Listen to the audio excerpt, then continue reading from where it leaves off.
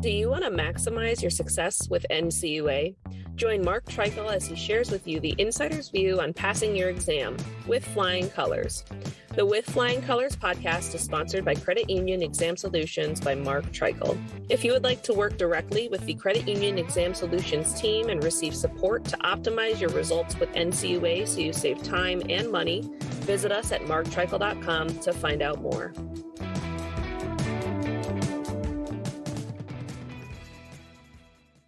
Hey everyone, this is Mark Treichel with another episode of With Flying Colors. Today's podcast is going to be about Supreme Court decisions that will likely impact credit unions.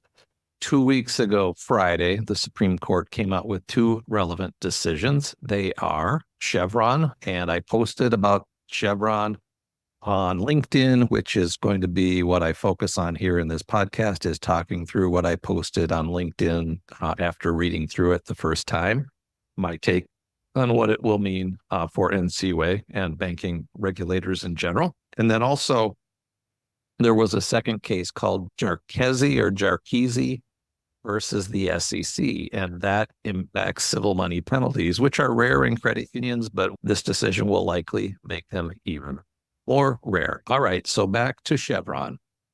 So Chevron deference was a legal doctrine in the United States administrative law that was established by the Supreme Court's 1984 decision in Chevron USA versus the Natural Resource Defense Council.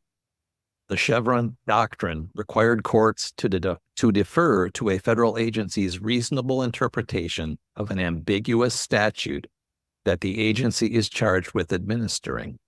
And what happened was, since 1984, there have been many court decisions and Supreme Court decisions where essentially, I'll call it in a baseball term, tie goes to the runner being the agency. Someone sues an agency, says you're not following the Federal Credit Union Act, and it goes all the way to court or to Supreme Court, and they decide that if it falls into the area of the law being ambiguous and the agency interpreted that and that interpretation was reasonable, they will defer to the agency.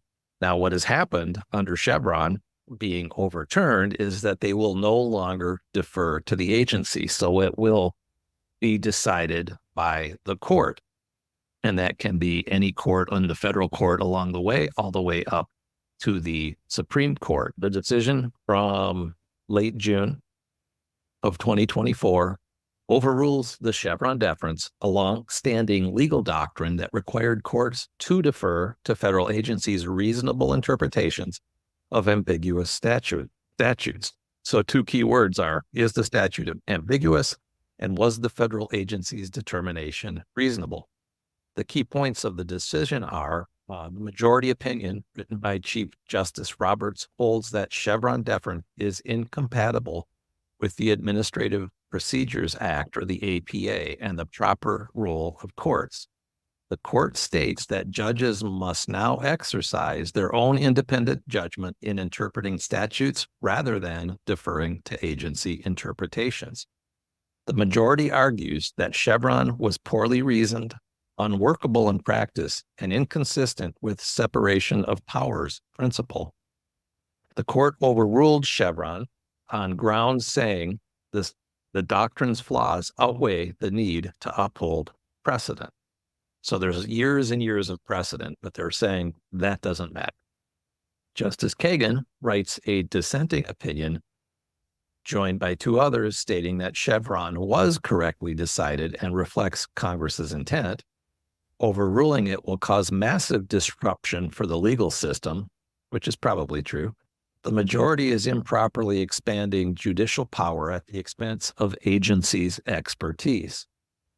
The decision is likely to have wide-ranging impacts on administrative law and regulatory policies across many areas of government. The court vacates and remands the lower court decisions that had applied Chevron deference in the specific cases under review. This ruling represents a major shift in how courts will review agency actions and interpretations of statutes going forward. Now, question that was posed was, does this apply to past decisions? Now, the court did address this specifically in the opinion, and according to the majority, the 6-3 majority that overruled Chevron, the decision to overrule Chevron does not automatically invalidate prior cases that relied on Chevron deference. Justice Roberts writes, by overruling Chevron, though the court does not call into question prior cases that relied on the Chevron framework, the holdings of those cases that specific agency actions are lawful, including the Clean Air Act holding of Chevron itself, are still subject to statutory review despite the court's change in interpretive methodology. The court states that mere reliance on Chevron in a past decision is not enough on its own to justify overturning that decision. There would need to be some additional special justification beyond just the fact that Chevron was applied. However, Justice Kagan, in her dissent, expresses skepticism about this assurance. She argues that courts motivated to overturn old Chevron-based decisions could easily find or manufacture a special justification to do so.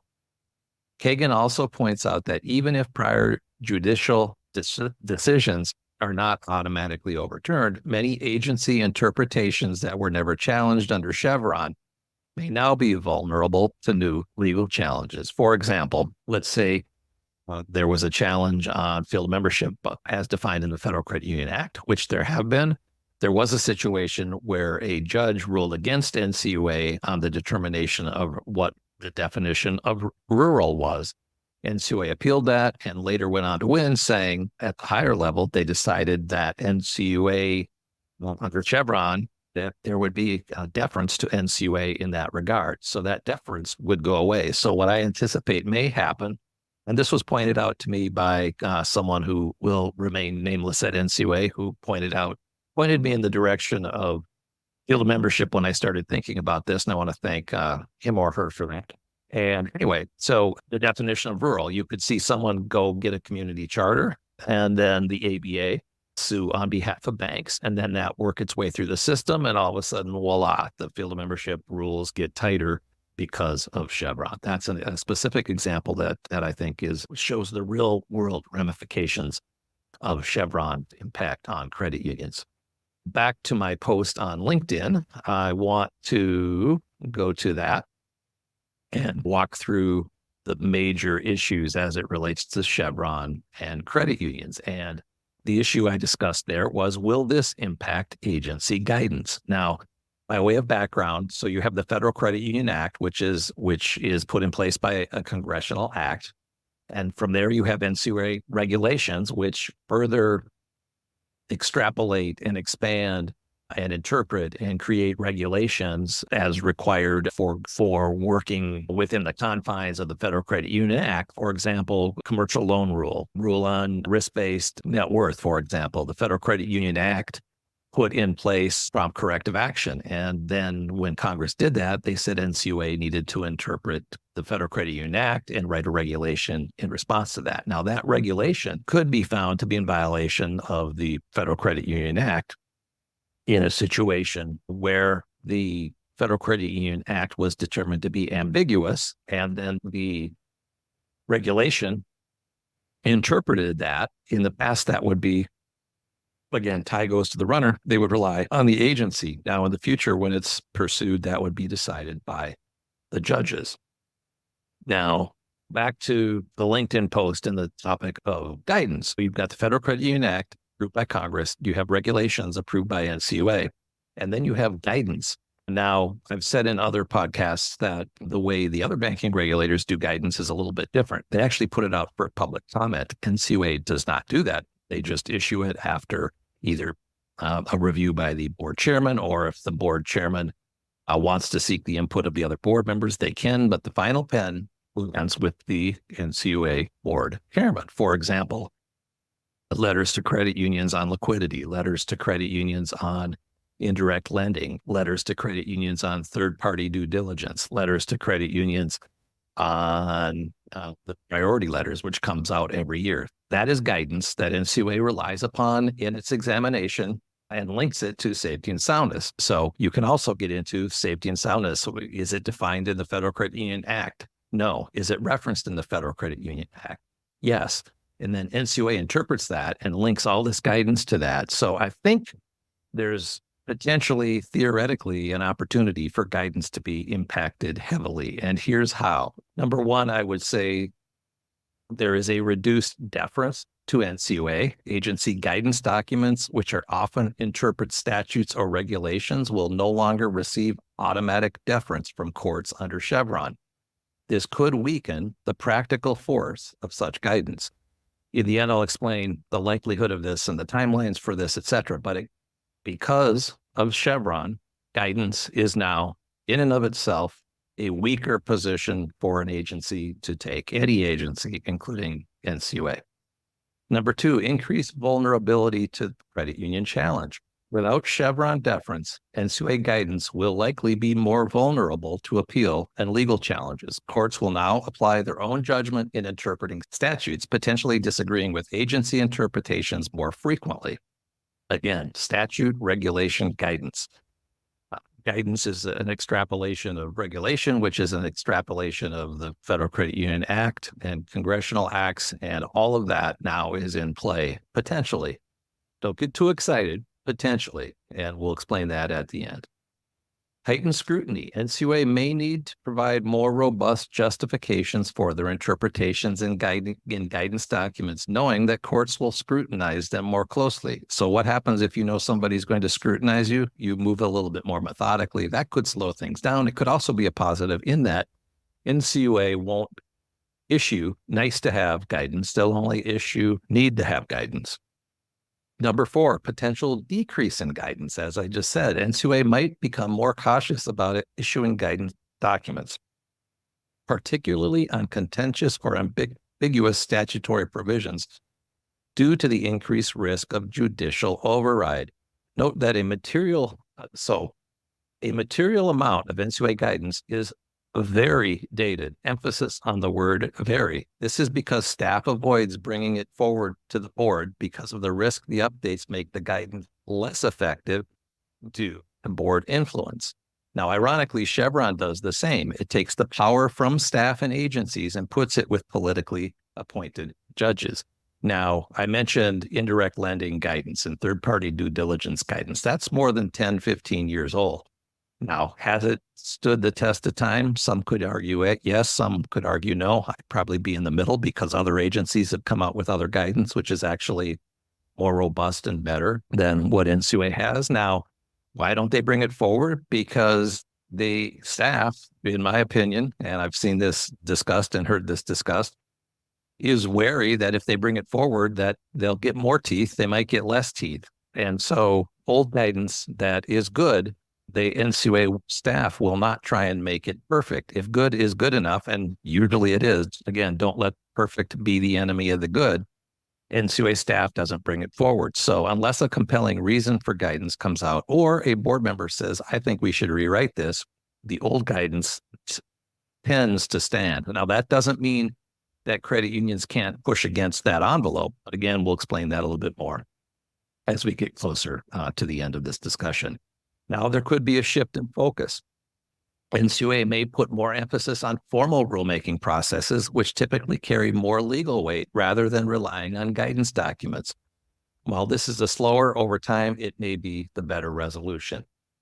Now, again, NCUA board will only likely take regulations forward that they absolutely deem necessary, but I could see that guidance becomes less and less under this, and regulations come into play theoretically won't affect.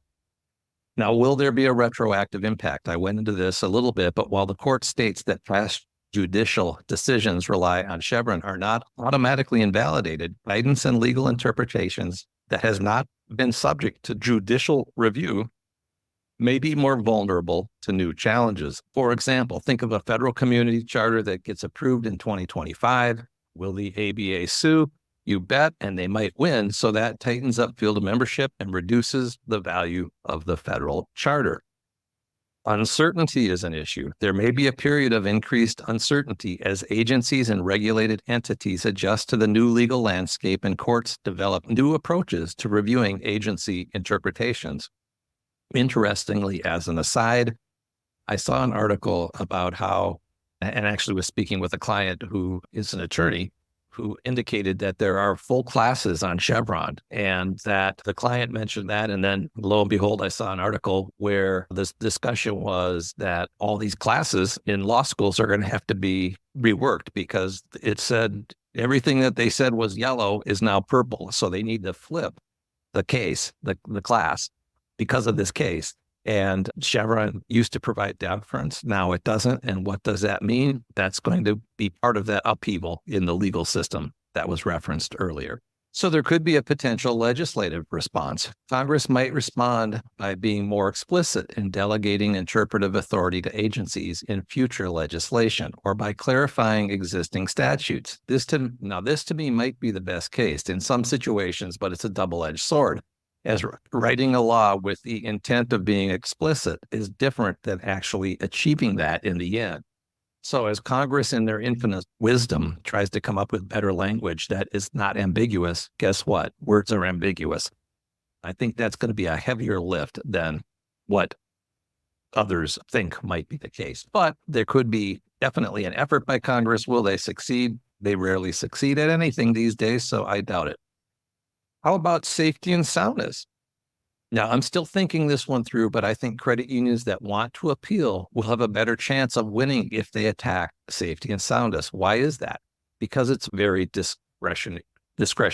It's very ambiguous. But here's what I was saying earlier. Don't celebrate too quickly, because appeals are an extremely heavy lift. And to really get traction, it would have to go beyond the walls of NCUA, and you'd have to take it down the judicial path to get ultimate turnover here. Meanwhile, you still need to comply with the examination while the appeal and or court challenge is going on. Said another way, you will likely find yourself in the same situation that my clients find themselves every time NCUA writes something in an exam report or has a discussion with them.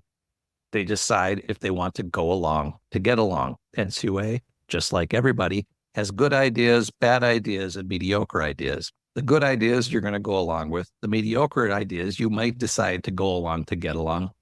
Bad ideas are going to be where you decide that you might want to appeal and then ultimately appeal beyond the walls of NCUA.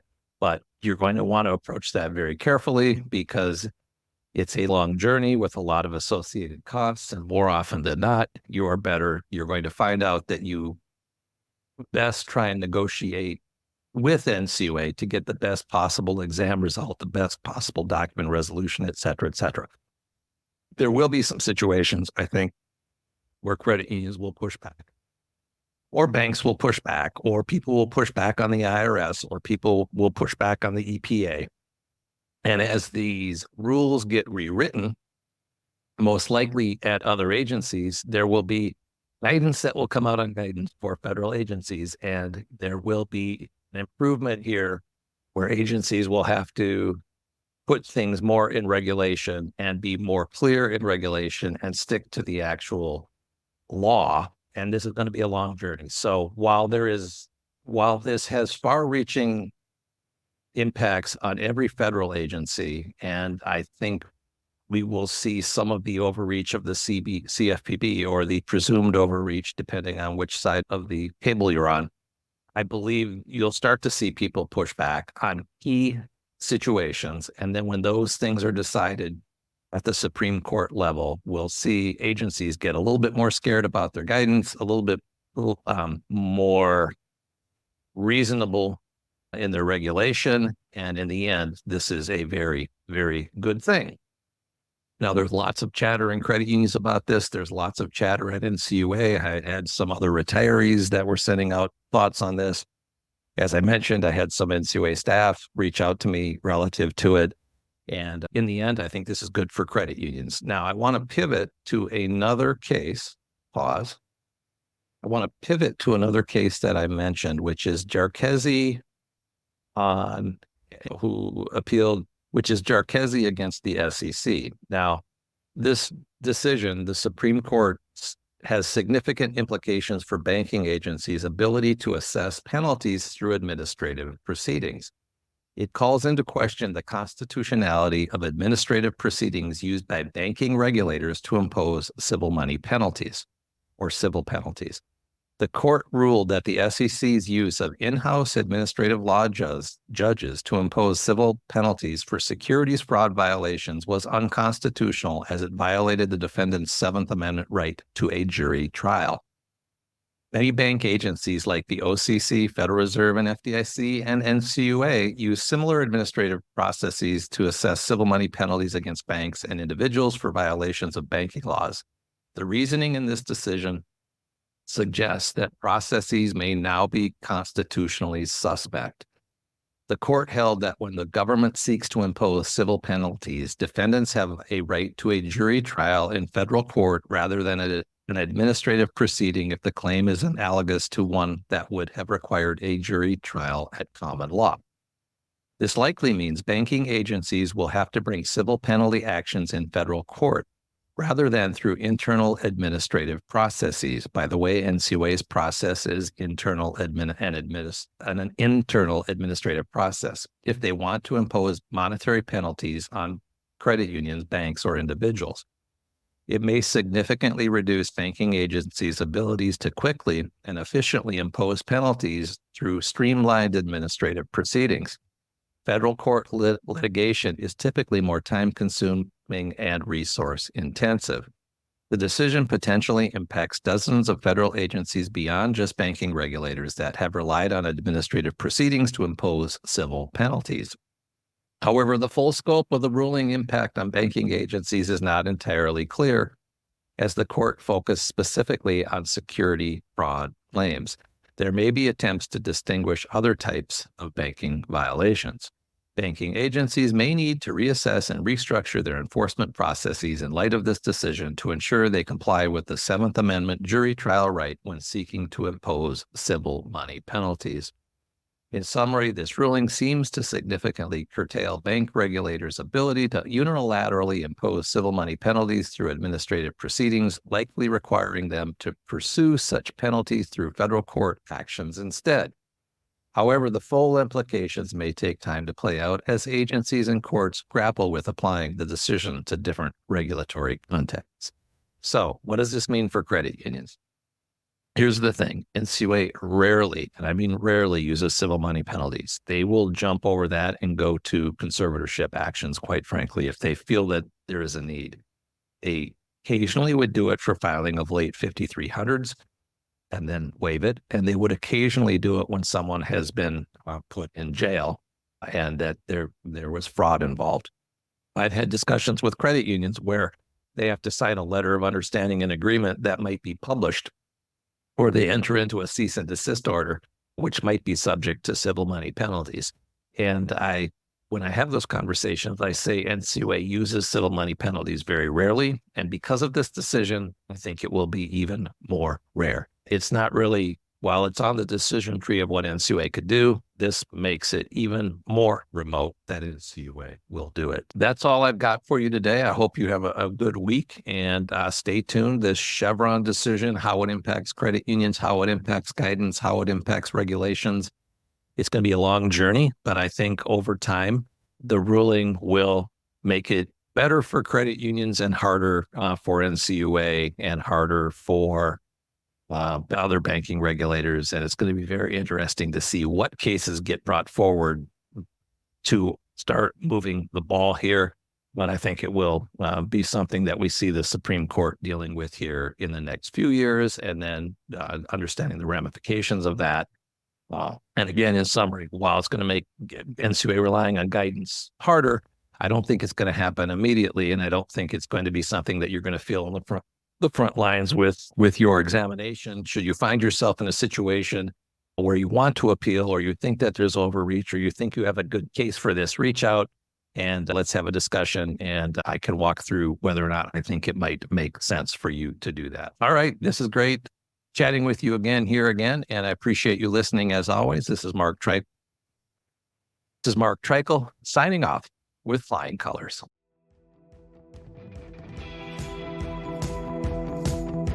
Thank you for joining us on this episode of With Flying Colors. Subscribe on your favorite podcast app to hear future episodes where subject matter experts of all varieties will provide tips on how to achieve success with NCUA. If you would like to learn more about how we assist credit unions, check out our services at marktreichel.com.